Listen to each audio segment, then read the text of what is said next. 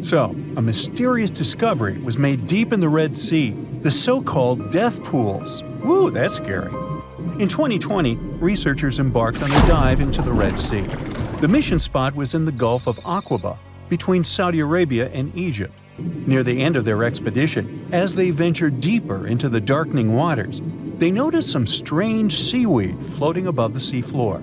They decided to use a remotely operated vehicle and investigate it. Suddenly, they discovered these strange, motionless lakes of water within the sea. These are called brine pools. They're basically pockets of salty water deep on the ocean floor. And when I say salty, I mean it. Sometimes they're up to 8 times saltier than the ocean water itself. Mysteriously, they don't mix well with the surroundings. They formed millions of years ago, sometime during the Miocene epoch, back when weird creatures roamed the earth, like me, and deeply buried mineral deposits dissolved into the water. The largest pool spans about 170,000 square feet.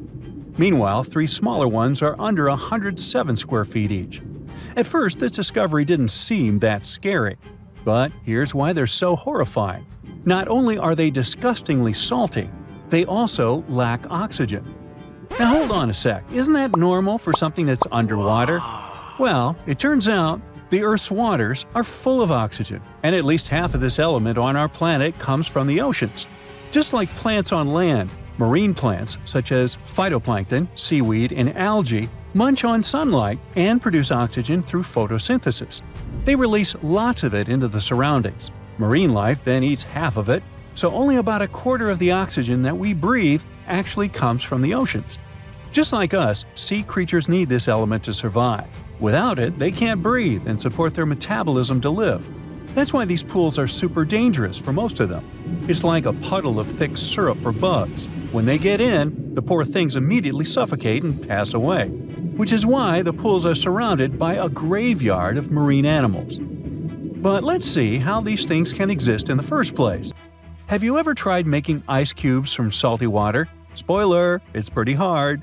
When you add salt, the water gets harder than usual to freeze, a phenomenon that has a funny name, freezing point depression. Oh, that's because salt interferes with the hydrogen bonds between water molecules. As it finally freezes, stuff like particles, dirt, or dissolved salts get pushed out to the sides. As a result, the salt's kind of squeezed out of the ice crystals and gets trapped near the edges in small bubbles or pockets. Something similar happens in the ocean when seawater starts freezing under super cold polar caps. The salt doesn't freeze with the water. Instead, it gets pushed out, forming a super salty cold liquid, the brine. And then it sinks down to the ocean floor. On a large scale, all this process also helps currents to form.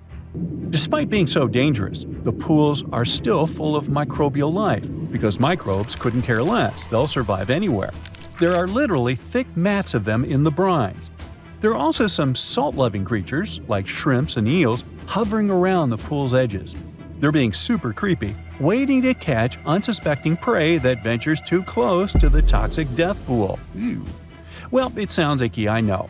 But this discovery gives us some fascinating insights into how life might have originated on Earth. We already know from the evolution theory that we came from the ocean, but now scientists think that life might have begun in the deep sea in some super dark, oxygen-free places. These brine pools are like time capsules. They're one of the closest things we found to the early Earth. They can tell us the planet's history of earthquakes, floods, tsunamis, and more. For example, they have some traces of rainfall that happened over 1,000 years ago. And they can also help us search for life on other water-rich planets. For example, Mars most likely used to have huge oceans on it. Now, NASA scientists want to send a special instrument called HABIT for a special red planet mission to study things similar to our brine pools. This will tell us more about how life appears and survives in the universe. There is lots of unexplored fascinating stuff like this in the Red Sea. That's why scientists conducted the so-called Decade Expedition and spent around 5 months exploring the place. This expedition was launched by the National Center for Wildlife. They made so many remarkable discoveries that now we've got 77 new research papers. For example, they found over 10 blue holes, incredible underwater sinkholes that host unique ecosystems. They also learned that dolphins can use those blue holes to protect their young from predators. Scientists also found traces of great white sharks, a creepy community of deep-sea lanternfish living in low oxygen conditions, and even a new coral species. It's the most resilient deep-sea corals that also vibe just fine without oxygen, like microbes we mentioned. Speaking of which, research also showed us some new ancient thermal vents and large blobs of microbial formations near Fascination Island. Now, can you believe that with all that, we only explored 5% of the ocean? It's divided into several layers based on depth. Each layer becomes darker and more isolated from sunlight as we go deeper. The places that no sunlight can reach are terrifying. Now, the fun, cute layer with dolphins and turtles is called the epipelagic or sunlight zone. It's so tiny, but even this layer is about 650 feet deep. Then we have the mesopelagic or twilight zone. It's the layer of mysterious octopus, shark, and other loners, which extend to about 3,000 feet down. And then the horrors begin after this one. We encounter the bathypelagic or midnight zone. It extends to 13,000 feet below the surface, about a half of Everest above you. Here we have the famous poor blobfish, squids, and anglerfish. Below it is the abyssal zone. It extends to about 20,000 feet deep. Since there's not much sunlight or oxygen, as we mentioned, most creatures here are quite small, like tube worms and shrimp. The darkness continues until we arrive at the scariest place of the planet, the place full of trenches formed by tectonic plate movements, the Hadal Zone. It's named after Hades, the deity of the underworld in Greek mythology. Just like Hades' realm is dark, remote, and guarded, the Hadal Zone is the deepest and most depressing part of the ocean. It starts at depths of around 20,000 feet and can go down to 36,000 feet and more. The famous Mariana Trench also belongs to this zone. Only 3 people in history have ever explored these depths in person, making it one of the least explored and most mysterious places on our planet. However, despite crazy high pressure, near freezing temperatures, and complete darkness, there are still things who manage to survive here. Guys like amphipods, which are critters who feed on dead material sinking from above, and the Hadal snailfish, which lives as deep as 27,000 feet. So scientists used to assume that if there's no sunlight, there wouldn't be that much oxygen around. But one day, a research team decided to measure the levels of oxygen in one of those deep zones. Surprisingly, the levels were super high. They checked the equipment thinking that it was malfunctioning, but nope, all the sensors showed the same thing. Turns out the oxygen was somehow generated by rocks. These small potato-sized rocks on the seafloor are called polymetallic nodules. They're rich in metals like copper, nickel, and cobalt, and they're basically like small batteries. When you put a battery in salt water, it can produce bubbles of gas, a process called electrolysis. In the same way, these rocks create tiny electric currents, which are powerful enough to produce the same gases, splitting water molecules into hydrogen and oxygen. It's the first time we saw oxygen being produced by some non-living minerals. This is what scientists now call dark oxygen. It turned out that about half of large marine species, or megafauna, were living just on dark oxygen alone. All these discoveries are reshaping our understanding of where and how life could evolve. It means that we might be able to find life on other planets or satellites with low oxygen conditions, like Enceladus and Europa, the moons of Jupiter and Saturn, and they have large bodies of frozen water on them. Wow! If you're a fan of Dr. Pimple Popper, you're probably freaking out right now, itching to squeeze out every little blackhead from those lip contours. But this is actually a hill formation that you can find in Garb, Sudan. Knowing that perhaps makes it all the more creepy because it looks like the crack in the middle is swallowing up everything around it. This black hole scenario brings to mind our next stop, Vostok Island. This eerie spot is a 59-acre coral atoll situated in the southwestern Pacific Ocean, about 400 miles northwest of Tahiti.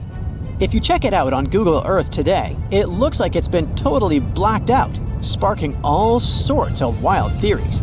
People keep saying that this place is some top-secret base, or even a fictional island straight out of Lost.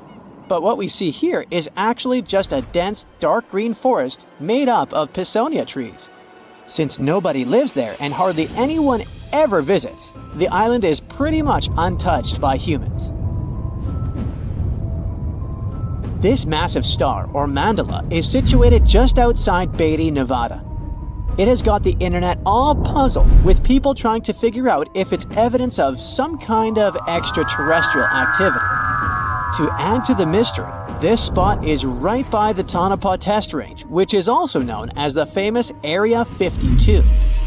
Despite its creepiness, it's probably just one of the thousands of crop circles that gained fame after Google Earth came along. This spiral formation right here is also located in Nevada, and it definitely looks like another chilling crop circle. But things get even stranger if you use the street view option. As you zoom in closer and closer, you'll notice that it's made up of carefully arranged rocks. This labyrinth, so to speak, is part of an open-air museum situated in the ghost town of Rhyolite. And if that's not creepy enough, take a look around and you'll see dozens of eerie men in white cloaks. Despite their lifelike appearance, these silhouettes are actually statues from an installation created by a Belgian artist in the 80s. Even stranger than stumbling upon a large circle on the ground is finding a bunch of them. Our next location in Wyoming is filled with peculiar circle structures to the point where it's hard to count them all. During the 20th century, this U.S. state shifted from a farming economy to an industrial one, dominated by the extraction of oil, gas, and coal. So, these circles are likely remnants of a tank farm. I mean, places where oil storage tanks used to be located. If you want to avoid nightmares, I highly recommend not searching for the mausoleum of Emil Becker in Poland. If you happen to find it by using the Street View mode, prepare yourself to face an abandoned place with the most terrifying sculpture there is. Oh, the creeps. Keeping on the spooky side, let's head to an isolated corner of Kazakhstan, where you can find a pentagram etched into the Earth's surface. This formation is huge, measuring roughly 1,200 feet in diameter. Before you jump to conclusions about this formation being related to some kind of underworld deity worship, it's worth noting that the pentagram actually turns out to be the outline of a park designed in the shape of a star. The star shape is marked by roadways, which are now lined with trees, making the star shape even more distinct in aerial photos. You can spot this peculiar symbol from quite a distance. At first glance, it might even resemble an otherworldly alphabet, as if a highly intelligent civilization is trying to send us an alert message.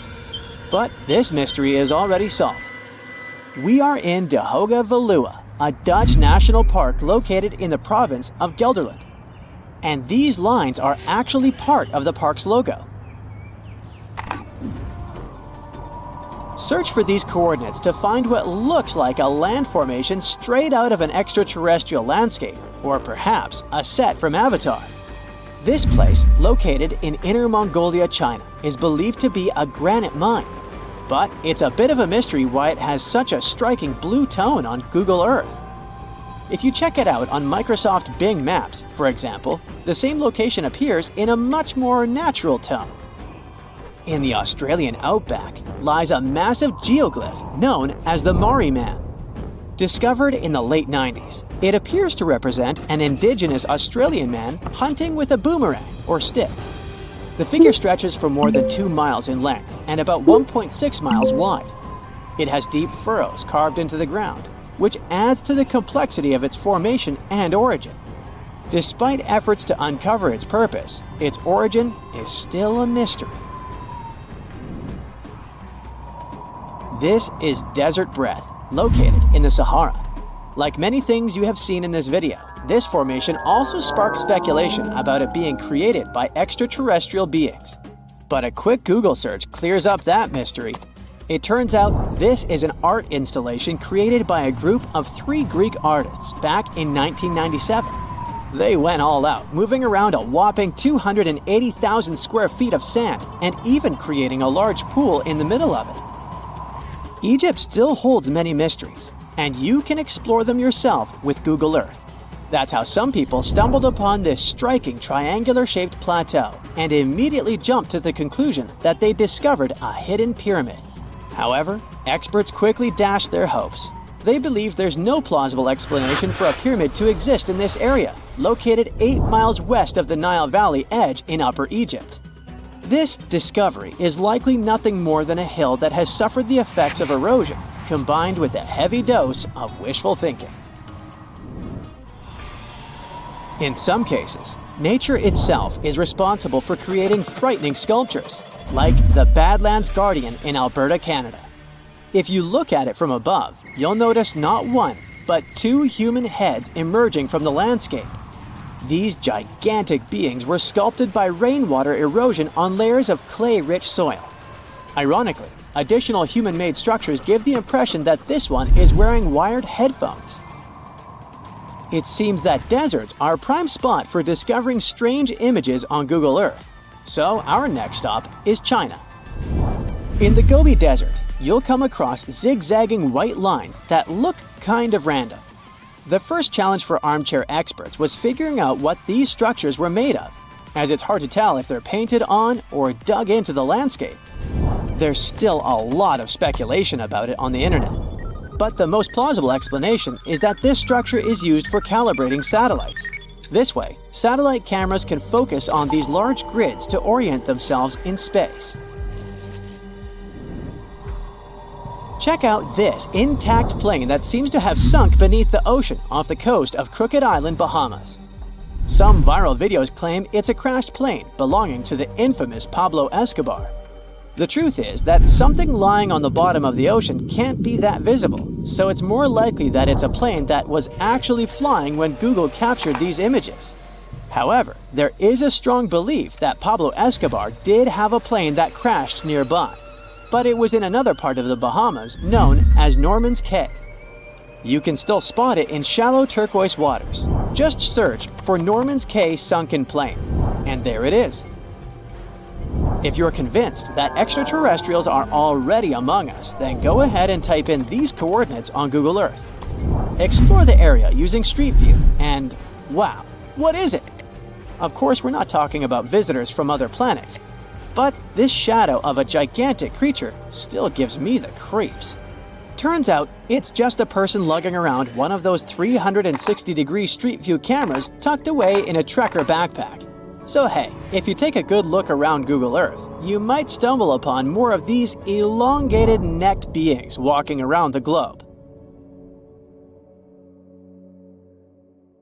There's a creature somewhere deep in the ocean looking for prey that would make Dracula himself proud. It's been around since before even the dinosaurs walked the earth. It has no bones or jaw, but it doesn't stop this underwater vampire from hunting. The name of this eel-like parasite is the Pacific lamprey. The English monarch loved this fish so much that he defied doctors' orders to stop eating lamprey flesh. He got sick every time he'd have the original gooey fish. But the lack of bones and the fact that this lamprey tastes like slow-cooked beefsteak made the royal fall in love with the fish once and for all. The product of this love was a chill in his aged body, some heavy sweating, and some other scary symptoms, which eventually took his life and interrupted his 35-year reign. The lamprey is way better at surviving, as it lived through at least 4 mass extinctions. Its ancient ancestors evolved over 450 million years ago. There are around 40 living species of lampreys still thriving across the world. The Pacific lamprey is just one of them. These creatures have cartilage instead of bones, and a third eye, which is a special light-sensing organ on the top of their heads. Instead of a regular jaw, they have a sucker mouth surrounded by teeth. It's perfect for latching onto prey and sipping up body fluids like underwater vampires. Once they pick a victim, they suction it, making a seal that's almost impossible to break.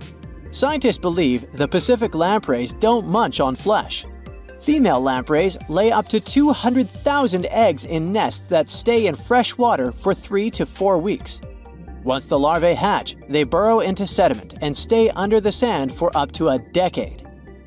When they hit their teenage years, These miniature Draculas re-emerge and migrate from freshwater all the way to the Pacific Ocean. This journey isn't the easiest, and it takes some changes to its appearance and physiology to adapt to a huge change in salinity. After several years, they go back to freshwater to reproduce. Pacific lampreys can use chemical clues released by their larval migrating pals to find their way. They can travel hundreds of miles inland to find the perfect spot for spawning and rearing. It's not always the same place they spawned in. Many species of birds, mammals, and other fish can appreciate the fatty flesh of lamprey. This makes them some of the most valuable players in freshwater and marine ecosystems. Another lamprey type, the sea lamprey, is native to the Atlantic Ocean.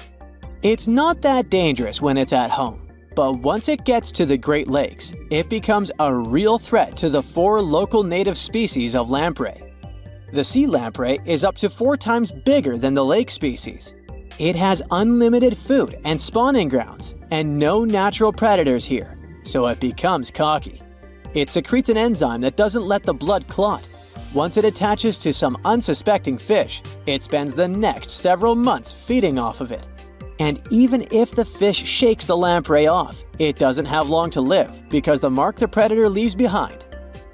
Sea lampreys aren't interested in humans, but can accidentally latch onto a swimmer. It won't be fatal, but it's not the most pleasant sensation, and you need to get the spot of the impact disinfected. The Australian box jellyfish looks harmless, but it's considered the most venomous marine animal. Unlike other kinds of jellyfish that float with the current rather than swim, this creature can reach an impressive speed and choose its own direction. It has tentacles covered with tiny darts loaded with poison. People and animals that get unlucky enough to meet with those tentacles face some scary and sometimes even fatal consequences in a matter of minutes. Before you decide to never revisit the ocean, you should know that only a few out of around 50 existing species of box jellyfish have venom that is lethal to humans. There are some not-so-dangerous species living in warm coastal waters worldwide. And the most dangerous ones are in the Indo-Pacific region and northern Australia. A blue-ringed octopus spots a signature psychedelic color and the ability to take away your life. This cute-looking sea monster likes to spend its time in the soft, sandy bottom or shallow tide pools and coral reefs. It normally hides in underwater crevices, among shells or debris. If you disturb it, the octopus will activate its tiny color-changing organs and demonstrate its blue rings as a warning signal. The next step will be releasing a venom 1,000 times more powerful than cyanide. This venom is more toxic than that of land mammals. The octopus normally uses it to hunt crabs, shrimp, and small fish by pecking them with its beak and paralyzing them. There is no known antidote for the venom, so if you ever see this sea creature, the best you can do is to stay away from it. It bites without any pain, so you might notice when it's too late. The good news is that it's not aggressive and won't go after you unless it's cornered. The reef stonefish are masters of disguise in the underwater world that camouflage themselves on rocks, coral reefs, or just blend into the seabed. They thrive throughout tropical marine waters of the Indo-Pacific. Their invisibility superpower makes them especially dangerous to their prospective victims they ambush and swallow whole. If someone happens to disturb them, their 13 defensive dorsal spines stand on end and deliver a powerful venom punch. They say stonefish stings are extra painful and lead to scary consequences within minutes. They're called the most venomous fish in the world. If you don't do anything about it, the impact can be lethal. If you ever go diving in the Pacific Ocean, be careful not to pick up a cone snail from the seafloor. It has a beautiful shell made of brown, black, or white patterns. Like most other snails, it's slow, but it has a complicated system of seeking out prey. It likes to snack on fish, marine worms, or even other snails. Once a cone snail senses food is near, it activates a sharp proboscis, or a needle-like protrusion from its mouth. The attack is swift and super potent. The victim doesn't even have time to realize what happened to them. Once it's completely incapable of moving, the cone snail swallows it whole. Humans aren't on its menu, but it can still release the venom if someone steps on it or disturbs it. The proboscis can even penetrate gloves. Luckily, only several out of over 700 species of cone snails can take a human's life. But since there's no antivenom, you better not risk it. All 52 known species of sea snakes living mostly in the warm tropical waters of the Indian and Pacific Oceans are venomous. The beaked sea snake even has the title of one of the world's most venomous serpents, but it's one of the few kinds that can pose a real threat to humans. Sea snakes prefer a peaceful coexistence and would rather slither away than engage in any confrontations. If you ever see them in the water, staying calm and moving slowly will save your life. Sea snake bites, although almost painless at the moment, can have varying degrees of impact. Some may only cause mild symptoms, while others can lead to severe outcomes. Most bite reports come from accidental encounters, like someone freeing them from nets or unsuspecting beachgoers stepping on them. Blue dragons rarely grow larger than the size of a grape. They like to swim belly up, so their brightest blues blend in with the ocean waters. And the silver front faces down and camouflages with the darker seabed. Blue dragons feed on another dangerous sea creature and store up their stinging cells. Their venom lives on even after the fish itself is no longer alive. That's why you should be extra careful and never pick up or step on them on the beach. There are plenty of fish in the sea. Some of them look totally like Nemo or Dory. Then there's the butterfly fish and fancy guppy, which is indeed really fancy. And then there's... What on earth is that? I would definitely not pay for a diving experience to see this guy. The anglerfish has the unofficial title of the ugliest animal in the world, but I wouldn't dare to break that news to it. There are more than 200 species of anglerfish currently swimming somewhere in the gloomy depths of the Atlantic and Antarctic Oceans, up to a mile below the surface. Some of them prefer different living conditions, the shallow tropical environments.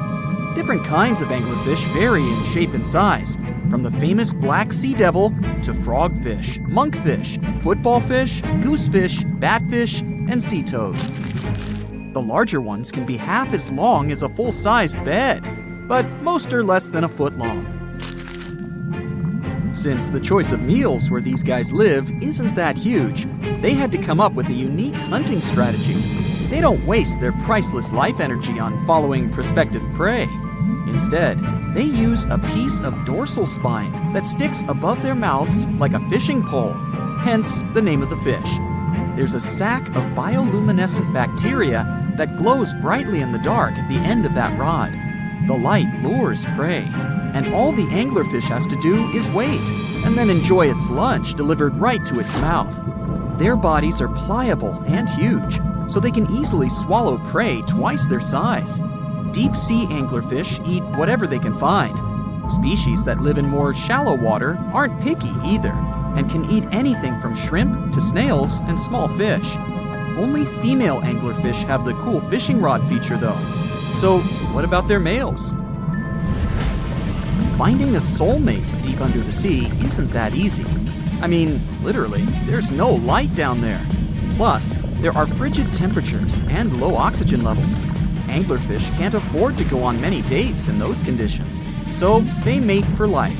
And before you go aw about it, I have to tell you, they do it in quite a special way. Male anglerfish are much smaller than their ladies.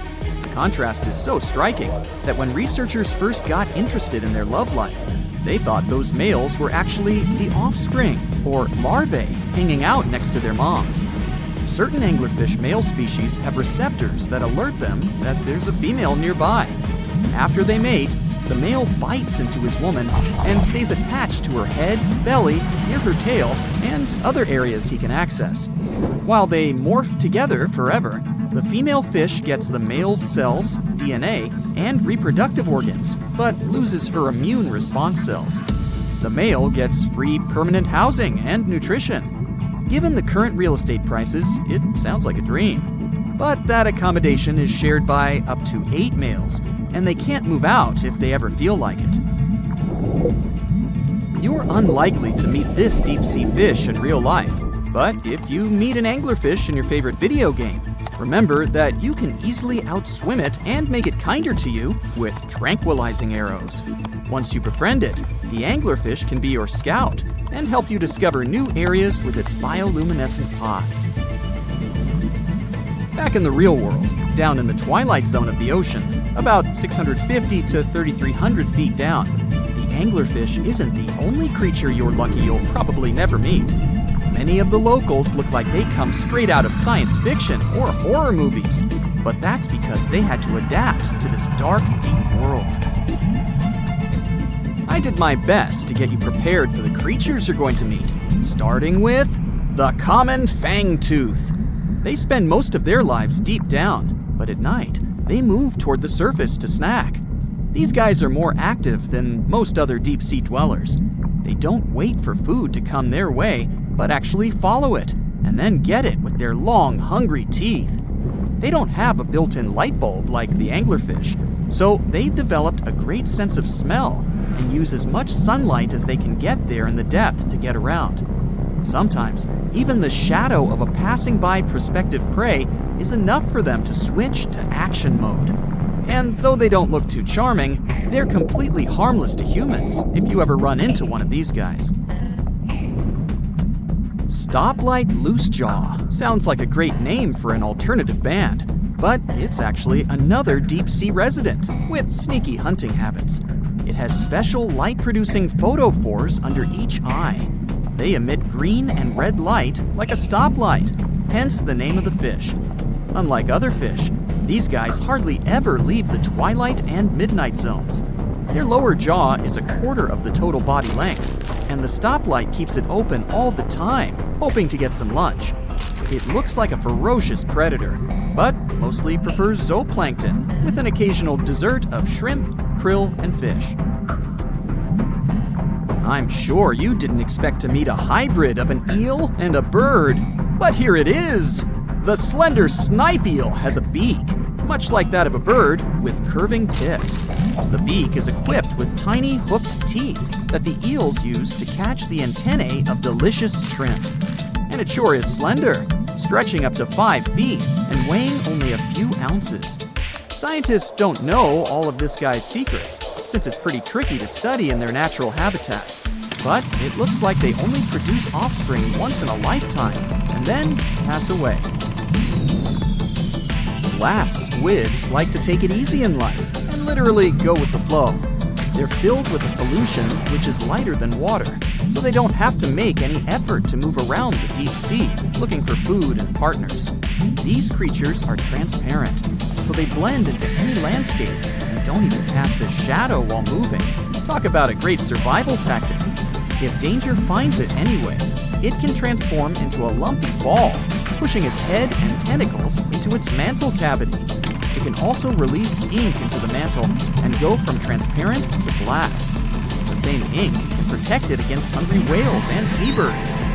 Another tactic they use to scare off predators is to activate their light-emitting organs around their eyes. I'm getting hungry. Maybe I can snack on this sea cucumber. Ouch, it's moving! So I guess it doesn't belong in a salad after all. These soft-bodied fellows live in all parts of the ocean, from shallow waters to the deep underwater world. Most of them slowly move around with their tiny feet, but some crawl around by flexing their bodies. Sea cucumbers can shed their internal organs when there's a predator approaching. Those sticky organs distract the intruder, and the happy cucumber moves on and just grows the organs back. What's that glistening in the distance? Looks like someone dropped gems in the water. That's a sea sapphire, also known as the most beautiful animal you've never seen. Some males of this type of copepod can change color from deep blue to purple, red, or gold. 1 second later, it's gone. And it's back, shimmering bright. The secret to this magic is that their bodies are transparent and reflect light differently at certain angles. It looks like it's their way of communicating between each other and attracting mates. Female sea sapphires don't have the same superpower, but their eyes are bigger compared to males, probably to spot them from a distance. Males roam wild and free. and their ladies stay in the crystal palaces of strange barrel-shaped jellies called salps. Most of the ocean is still shrouded in mystery, whether we're talking about dark corners or creatures that are hiding in the depths. But sometimes it gives us a peek into scary things it hides in its cold, dark depths. Like when you hear on the news that there are some deep-sea creatures washed ashore after a powerful storm once again. Some just look weird, while others are real monsters that live at depths of more than 3,300 feet. The coldest and deepest parts of the ocean have created one specific phenomenon called gigantism. So, sea spiders, squids, worms, and many other animals, mostly invertebrates, or creatures without backbones, they're all way bigger and scarier than the versions we see in the more shallow areas. In the Pacific depths, you can see a sea sponge as large as a minivan. Or what about the colossal squid that lives in subantarctic waters and is nearly 14 times longer than the arrow squid, a type that mostly lives in New Zealand? Researchers found many of these underwater monsters in the abyssal zone of the ocean. Back in 2021, the researchers showed images of the giant phantom jelly. It was at a depth of 3,200 feet. Its tentacles were 33 feet long. Wow, I wouldn't like to face that one on the beach. It probably eats only small fish and plankton, but it can swim to depths of more than 21,900 feet. And down there, this giant jelly doesn't have enough food. How does it survive then? Scientists haven't figured it out yet. And there are even more questions related to the giant squid, the biggest one ever found. This monster is 43 feet long, with a weight of nearly a ton. Imagine if those tentacles would grab your car, or something like that. They would smash it like it was a toy. There's no light in the abyssal zone. Sun rays just can't penetrate that deep. So there's no algae or underwater plants there. Local animals mostly eat snow. Marine snow is not like the regular one you build a snowman with. It consists of any small flakes or remains that fall from the surface of the ocean. Maybe even some leftovers that animals up there couldn't eat. So it's not much. But apparently, it's enough for very large creatures that hide deep down there, like giant squids. Squids that generally live at such depths don't bother going after their prey.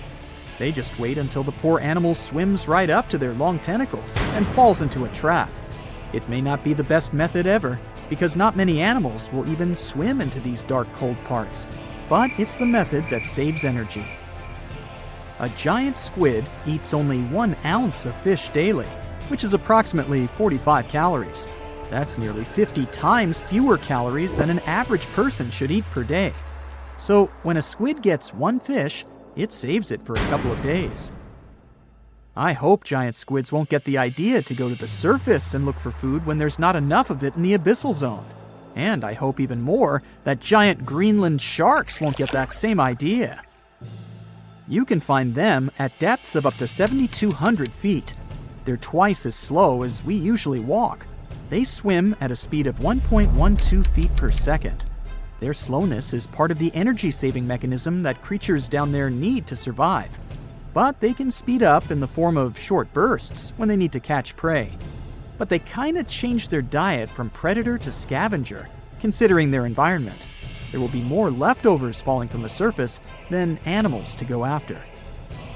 Greenland sharks grow just 0.4 inches per year, and they're mostly 20 feet long, which means they live for a very long time, sometimes up to 400 years. They also have a slow metabolism, and that's one of the main factors for their long life, too. Greenland sharks like to spend their time in cold waters. They're adapted to that, since their tissues have specific chemical compounds that prevent the forming of ice crystals all over their body. That means they have some sort of natural antifreeze. So what makes them so big? Scientists are still not sure, but some theories try to explain it. There's this thing called Kleiber's rule that says bigger animals tend to be more efficient. Just take a small fish and compare it to a whale with a mass hundreds of times bigger. The whale has a greater metabolism. It conserves energy more efficiently and loses less of it to the surroundings through heat. Moving on. Bigger animals can ingest bigger prey. They're more likely to go through tough issues in their environment or defend themselves from predators going after them. Also, the body gets bigger when temperatures are lower. The Greenland shark is a perfect example. So are giant sea spiders. Sea spiders are generally common, and you find some very small ones at 0.04 inches. But in deeper parts of the Antarctic, they become 3-foot-long giants. They grow so big because the cold water has more oxygen. That way, more of it diffuses into the animal's body, and that allows it to grow bigger. Yeah, both as a creature and a nightmare. And how about this giant tube worm? Researchers found it accidentally while they were exploring the mysteries of the Pacific Ocean floor. They stumbled upon unusual hydrothermal vents. Volcanic heat is a thing that gets them going. As water seeps down through faults or cracks in the rock, these vents change their direction. When the water gets out of the vent, it's rich in different minerals and chemicals. Most animals wouldn't survive being around this toxic soup of chemicals, but not these tube worms. They came as a true surprise, because not only are they not bothered by these toxic vents and the almost boiling temperature of the water, but they developed entire ecosystems there. They're unique because they don't need sunlight to survive. Instead, small bacteria are their main source of energy. That bacteria gets their energy directly from these toxic chemicals. So it's not photosynthesis, but a process called chemosynthesis. And these tube worms don't have mouths. These bacteria live inside them. Strange story, huh? Plus, these scary worms reach up to 8 feet. Giant isopods are no better either. They lurk at the depths of the ocean of 1,640 feet or more below, far away from the sunlight, looking like some monstrous wood lice. They spend most of their time on the seabed, hoping to find some food falling from higher levels of the ocean. Check out their small hooked claws at the ends of their legs. Isopods use them to remain more stable while moving around the ocean floor. Since there's no light, they have long antennae that help them feel their way around. These sensory antennas are about half the length of their body. Giant isopods have pretty big eyes compared to their body size, too. They can grow over 12 inches from head to tail. And these fellas are really patient. Remember how we said animals down there rarely get food? Sometimes they need to wait for years to get a proper meal. That's why their metabolism is amazingly slow. 5 years later. They can go for 5 years without eating anything. Imagine that. I get hungry just talking about this. In 2006, a biologist did research to compare the differences between the shallows and the deep sea regions. He realized the deep sea mirrors the island rule. First, isolated parts of land develop biodiversity you won't find anywhere else. Second, small-bodied life there grows much bigger when it's isolated, compared to life on large land masses. Resources are limited, but also competition and predators. And we don't know much about these deep-sea creatures. It's too expensive and too complicated to carry out such research. So we'll just wait for more raging storms to show us at least part of the monstrous world cold ocean depths hide.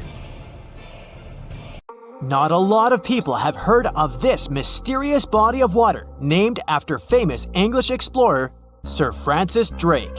Even though Drake himself never sailed through these waters, one of his ships did pass near this location and discovered a connection between the Atlantic and Pacific Oceans. That's how the area got named the Drake Passage in 1578. Soon enough, the passage became known for some mysterious disappearances. It got the reputation of being the roughest and most unpredictable stretch of water in the world. It's now known for its strong winds and rough seas, with waves that can reach up to 60 feet in height. The passage also has powerful currents with speeds never seen before. Does it sound like a good start to an adventure book? Sure, it doesn't make the place any less real. If you ever decide to travel between the southern tip of South America and the southern tip of the Antarctic Peninsula, you will come across the infamous Drake Passage. We call this place the Drake Passage today, But locals still believe it should be named after Spanish explorer Francisco de Oces. He was a Spanish navigator who, in 1525, led the first known European expedition to navigate the Drake Passage. The trip was part of an attempt of Spain to find a new route to the Spice Islands in the East Indies. Oces and his two ships, the San Lesmes and the Santiago, sailed through the Strait of Magellan and into the Drake Passage, where they encountered treacherous weather and rough seas. Despite the difficulties, they successfully navigated the passage and became the first Europeans known to have done so. However, the expedition failed to find a new trade route, and the crew returned to Spain with no significant discoveries.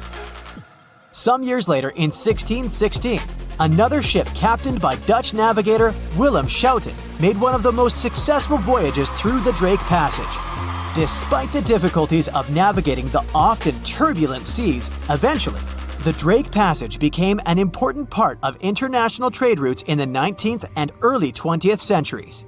But this dangerous area holds many secrets. The record of one of the most famous events that happened here takes us back to the year 1914. During that time, a British explorer named Shackleton wanted to travel to Antarctica with 27 men split between two ships. Those were named the Endurance and the Aurora. The explorers wanted to check out two routes that reached the continent. But in 1915, the Endurance got stuck in ice while crossing the Drake Passage and was slowly crushed.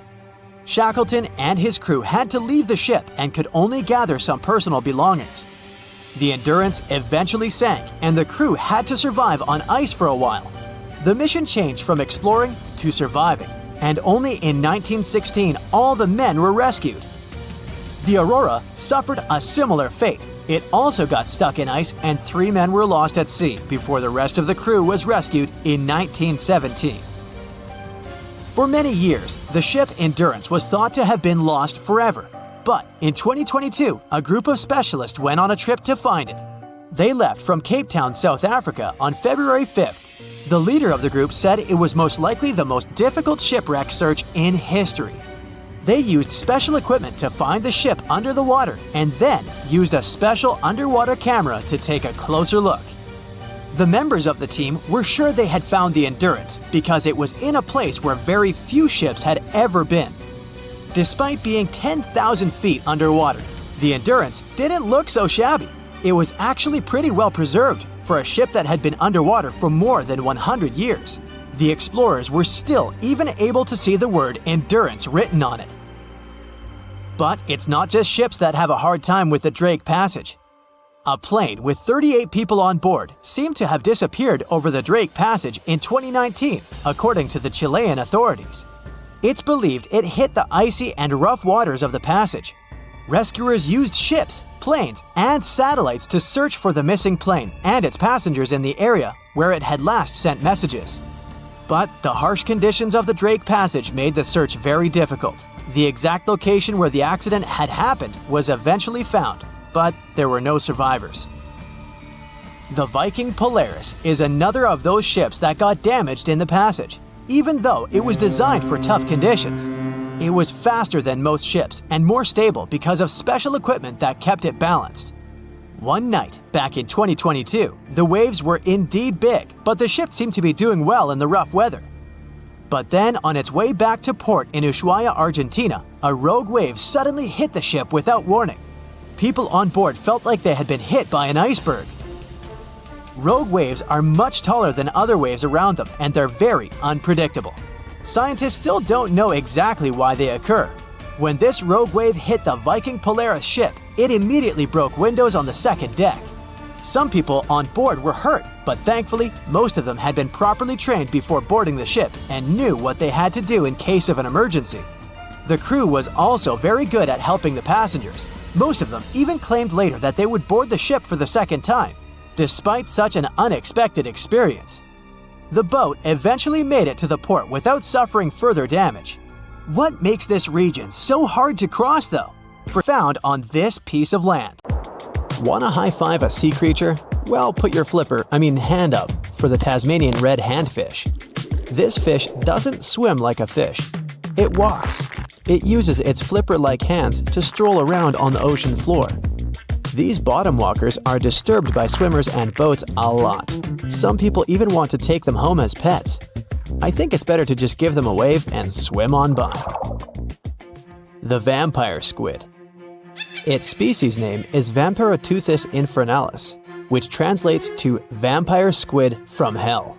Oh yes, this vampire squid means to terrify everyone with its name, its dark red color, its spikes at the bottom, and the scary fact that it can basically turn itself inside out. The vampire squid loves putting on a good show, but it's as harmless as a kitten is to humans. It's as if Dracula scared the pants off you, but he didn't have blood-sucking fangs. The vampire squid feeds on food particles from plants and animal matter floating near the ocean's surface. Since they're not predators, they need good defensive strategies, and their vampiric look is designed to ward off large creatures who want to eat them.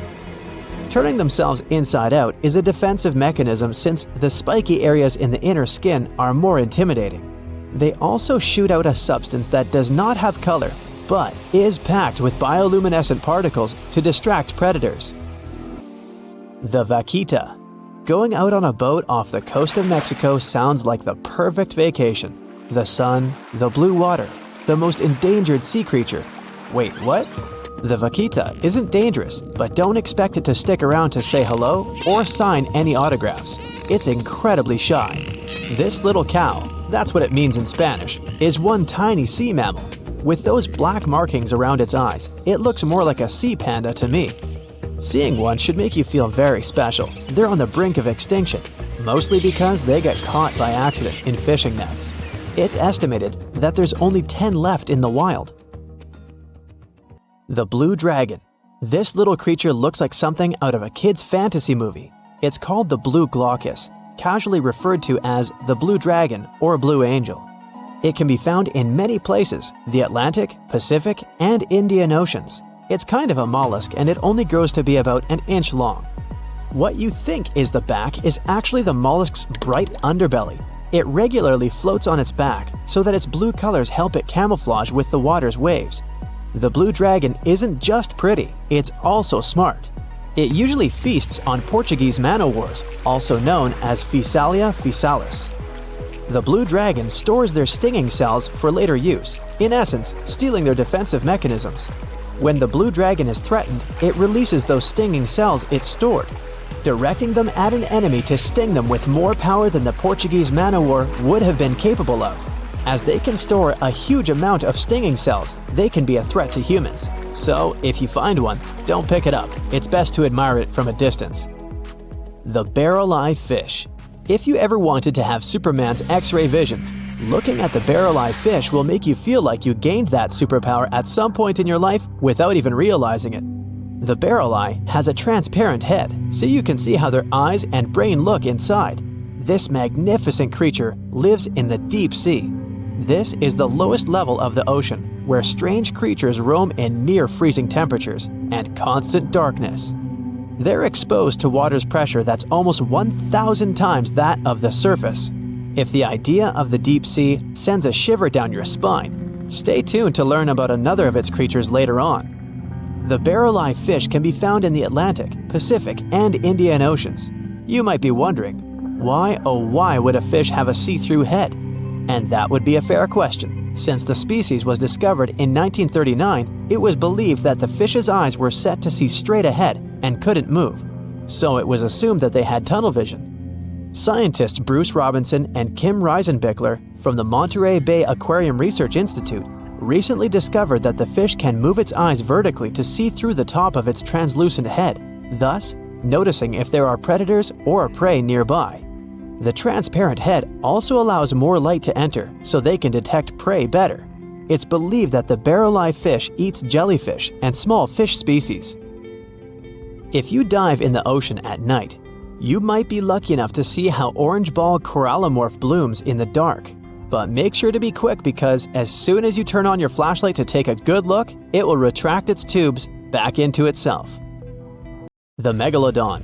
The whale shark isn't the biggest shark known to humans. If the entire shark species were a kingdom, the prehistoric megalodon would be the ruler of the sea. Megalodon roamed the ocean a long time ago. About 15.9 to 2.6 million years back between the early Miocene and late Pliocene eras. While they've long been extinct, people are still amazed to learn about these gigantic sea beasts. Megalodon could reach anywhere between 45 feet to 60 feet in length with jaws more than 6 feet wide. A fossil of a tooth that once belonged to a megalodon measured at 7 inches. Needless to say, I'm pretty stoked that these guys have long been extinct. But there's still some adventurers out there hoping to meet this monster one day. The Dumbo Octopus. This adorable creature, or creepy creature, or however you want to see it, is officially called Grimpoteuthis. More casually, it's referred to as the Dumbo octopus, named after the Disney character. Though Dumbo, the elephant, not the octopus, was teased for his big ears, it's highly unlikely that this adorable octopus gets teased by its water neighbors. They are the deepest living octopuses, living in the deep sea, and you know how scary that place is. They're only about 8 inches tall and spend their days hovering just above the seafloor eating snails, worms, and other food they find in the current or near ocean vents. There are nearly 17 species of Dumbo octopus, and they all have differences in height, color, and body parts. If you can't get enough strange animals, you'll be glad to learn that the deep sea has barely been explored by humans. So keep an eye out. There are bound to be more fascinating animals discovered in the deep in the future. The sea angel. These creatures might look and sound pretty cute, but their diet is far from sunshine and lollipops. Their favorite food are sea butterflies. They lay mucus traps for them and wait in ambush. The squat anemone shrimp. This shrimp is tiny, only 0.5 inches. It's also known as a dancer shrimp because of its peculiar behavior. When agitated, it raises its bottom above its head and does a little dance. Divers also say it readily jumps on their hands and cleans them. The coconut crab. This guy may look pretty creepy, especially when the sun goes down. Mature coconut crabs are around 3 feet in length. Their preferred foods are coconuts, but they can also hunt down lizards and even large birds. The slender snipe eel. Slender snipe eel is a slim and long creature that's still a mystery for marine scientists. It's 4 feet long and it has at least 750 bones in its spine, which is much more than any other animal in the world. The sea pen. Sea pen is 7 feet long and it has a lot of varieties, but most of them look indeed like a pen or a quill. The similarity is even more striking when the animal has a water-filled bulb that anchors it to the floor. The Persian carpet flatworm. This creature looks indeed like a carpet, despite being very small by comparison. It's only 4 inches long, able to become both male and female. It doesn't really mate with other flatworms. Rather, it fights them for the right to bear posterity. The flamingo-tongued sea snails. Tourists love these extraordinary snails for their pretty colors, thinking it's a shell, but in fact, the shell is quite dull and hidden underneath colorful soft tissues. They eat softer, toxic parts of corals and store their toxins to protect themselves.